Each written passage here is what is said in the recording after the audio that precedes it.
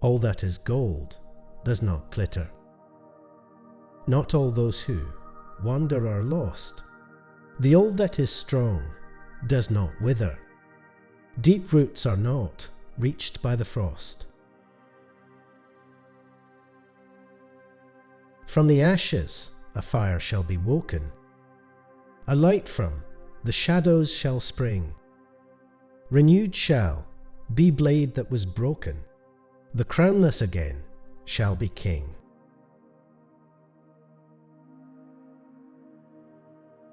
I have found that it is the small everyday deed of ordinary folks that keep the darkness at bay, small acts of kindness and love. Even the smallest person can change the course of the future. It is not our part to master all the tides of the world, but to do what is in us for the succour of those years wherein we are set, uprooting the evil in the fields that we know, so that those who live after may have clean earth to till. What weather they shall have is not ours to rule. The wise speak only of what they know.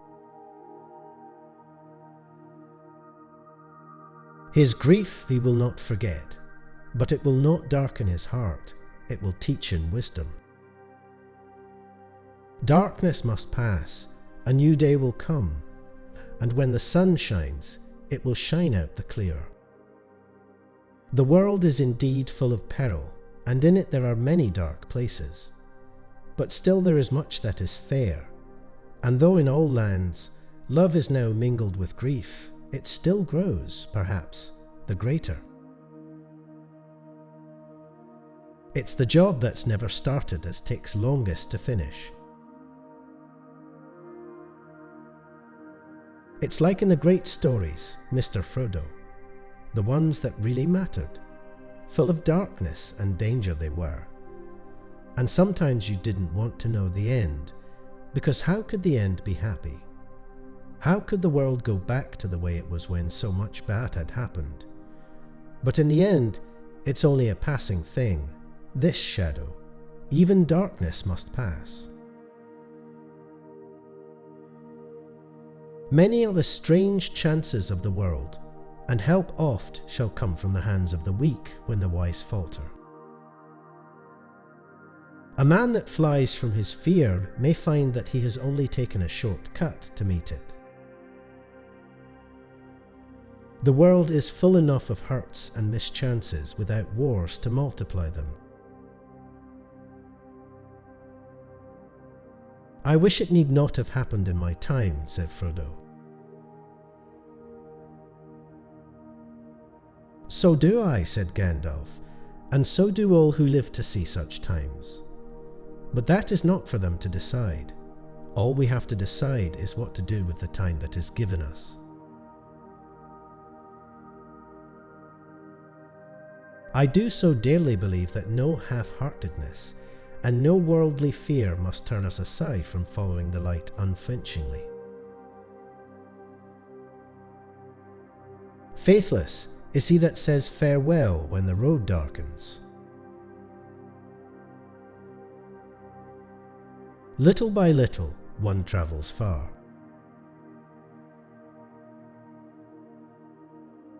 I will not say, do not weep, for not all tears are an evil. War must be, while we defend our lives against a destroyer who would devour all. But I do not love the bright sword for its sharpness, nor the arrow for its swiftness, nor the warrior for his glory. I love only that which they defend. May it be a light to you in dark places, when all other lights go out. Courage is found in unlikely places. Pay heed to the tales of old wives. It may well be that they alone keep in memory what it was once needful for the wise to know. If more of us valued food and cheer and song above hoarded gold, it would be a merrier world. Many that live deserve death, and some that die deserve life. Can you give it to them?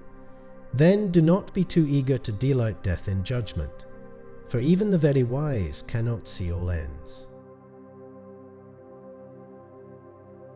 The road goes ever on and on, down from the door where it began. Now far ahead the road has gone, and I must follow, if I can. You can trust us to stick to you through thick and thin, to the bitter end. And you can trust us to keep any secret of yours, closer than you yourself keep it. But you cannot trust us to let you face trouble alone, and go off without a word. We are your friends. I have claimed that escape is one of the main functions of fairy stories, and since I do not disapprove of them, it is plain that I do not accept the tone of scorn or pity with which escape is now so often used. Why should a man be scorned if, finding himself in prison, he tries to get out and go home? Or if he cannot do so, he thinks and talks about other topics than jailers and prison walls. Fairy tale does not deny the existence of sorrow and failure. The possibility of these is necessary to the joy of deliverance. It denies, in the face of much evidence, if you will, universal final defeat, giving a fleeting glimpse of joy, joy beyond the walls of the world, poignant as grief.